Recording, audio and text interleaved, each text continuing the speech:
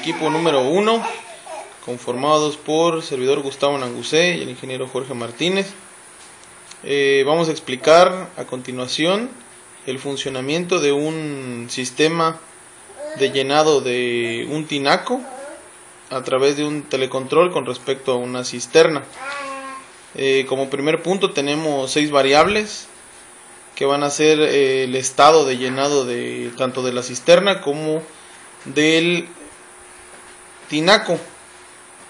¿Por qué motivo? Derivado que estamos considerando variables para que no se vaya a quemar la bomba en este caso, y para que se tome como medida de seguridad en caso de sobretemperatura y demás variables que podamos tener. Bueno, como pueden ver, se realizó una tabla de verdad a través de lógica booleana para poder saber los estados en los cuales se activaría la bomba y por los cuales se podría utilizar este sistema. De igual forma, mediante lo empleado en la carrera de electrónica básica y utilizándolo ya en forma práctica, nos va a quedar como resultado una lógica de compuertas NAND y una lógica de compuertas OR para dar el resultado final. A continuación vamos a explicar paso a paso cómo está constituido las secciones y cuáles van a ser las variables a utilizar. Se está utilizando lógica inversa a través de un positivo de más 5 volts a través de las resistencias que pueden ustedes ver de aproximadamente un kilo ohm, de 1 kilo ohm a 10, dependiendo de la cantidad de corriente que vaya a demandar los circuitos con respecto a tierra.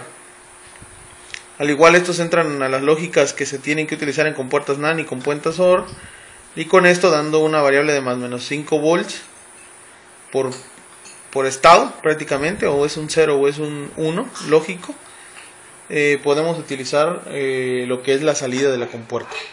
A continuación explicaremos las 3 funciones de la cisterna y se van a explicar las 3 funciones que va a tener el tinaco para poder accionarse. 98. Ok, se pensaron en 6 variables a considerar como entradas. 3 de ellas se consideraron para lo que es la cisterna y las otras 3 entradas se consideraron para lo que es la parte del área del tinaco. Son 6 variables porque en el área de cisterna se consideró la variable de vacío, medio y lleno, e igual forma para el tinaco son los 3 estados siguientes también, lo que es vacío, medio y lleno. En este pequeño la simulación del protoboard tenemos un dead switch que con 6 entradas, con 6 variables, 6 switches que posteriormente pasan a través de un NOT para hacer su negado, y tenemos la compuerta AND y una compuerta OR que se está utilizando para un sumador como entre las ambas para tener su salida. Okay. Como hemos mencionado, tenemos 6 variables de entrada. Tenemos una NOT, tenemos un 7404, tenemos una AND que es una 7408, y tenemos una OR, un 7432.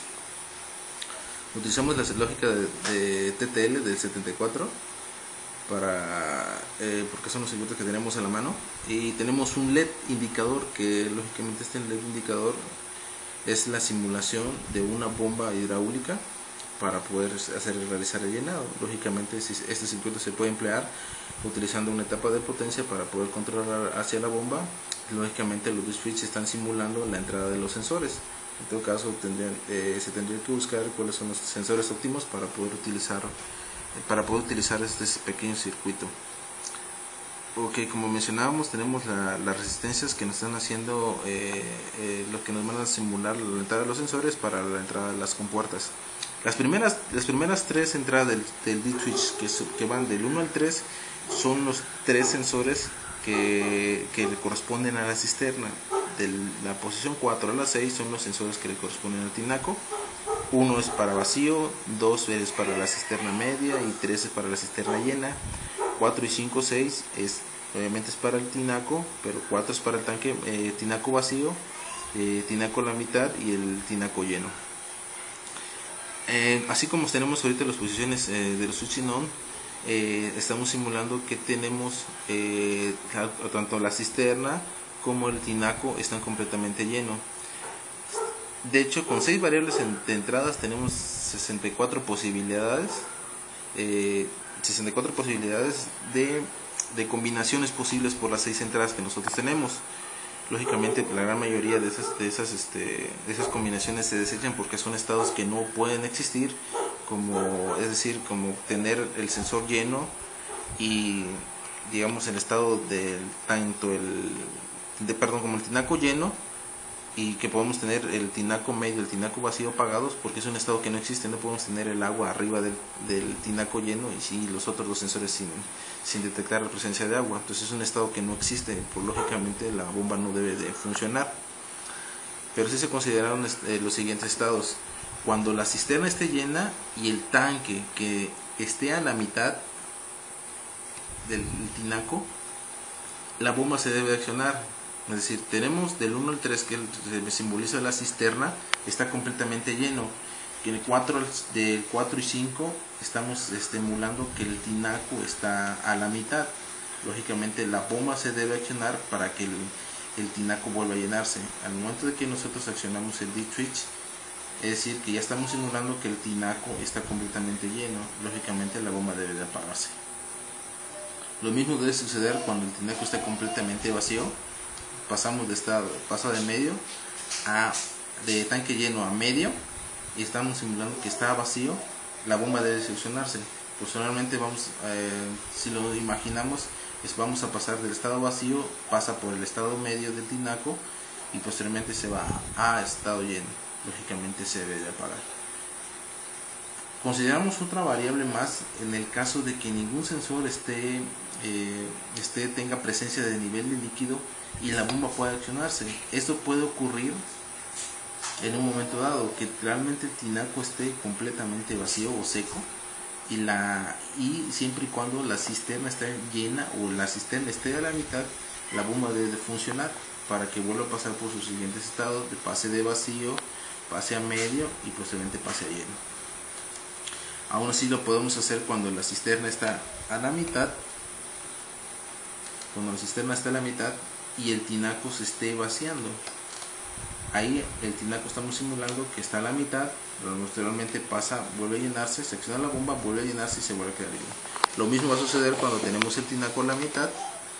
Posteriormente la bomba manda a accionarse y posteriormente pasa a volver a llenarse, pasa por el tanque medio y por el tanque lleno. De igual forma va a suceder cuando tenemos completamente ninguna gota de agua en el tinaco y ningún sensor esté notando por presencia de agua. Va a suceder lo mismo, pasa por el siguiente estado de vacío, posteriormente pasa lleno y por último pasa a medio y pasa lleno al final y la bomba se debe apagar. Lo caso contrario va a pasar cuando la cisterna está vacía. Cuando la cisterna está vacía, el tinaco puede bajar a la mitad, pero la bomba no se va a accionar. ¿Por qué? Porque la cisterna automáticamente está completamente vacía. Lo mismo va a suceder cuando vaya vacío, ya que vaya completamente seco. En este momento, en estos estados, la bomba no va a funcionar porque el tinaco la cisterna está completamente vacía. Hasta que la cisterna pase de estado de vacío a medio, automáticamente la bomba debe de encenderse. Solamente ahí estamos viendo que la cisterna ya llegó a mitad, completamente el tinaco está completamente vacío, pasa hasta un estado de vacío, posteriormente medio y por último base lleno. Y la bomba deja de accionarse. Este es un circuito muy sencillo y básico para hacer un control de llenado de un tanque de cisterna. Se utilizaron su álgebra booleana y se introdujo a los mapas de Carnot para hacer una reducción de su ecuación, y nos resultaron con estos tres pequeños circuitos.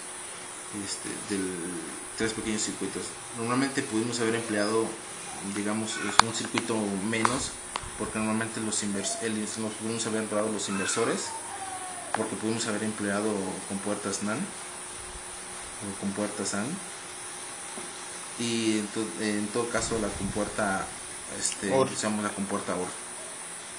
Digo, nos pudimos haber ahorrado ese circuito para poder pero normalmente lo implementamos porque era la lógica que nosotros estábamos siguiendo, utilizar una NOT, una AND y una OR. Como podemos ver, es un pequeño circuito bastante pequeño pero muy eficiente. Se pueden considerar más variables, lógicamente sí se pueden considerar más variables. Lógicamente el circuito se va a hacer un poco más complejo porque hay que usar otro tipo de cosas. Recordemos que entre más entradas tengamos en nuestro circuito, el circuito tiende a ser más grande. Gracias por la atención prestada, y pues este es el circuito que se diseñó para el proyecto final. Agradecemos la atención prestada y esperemos que les sea de utilidad.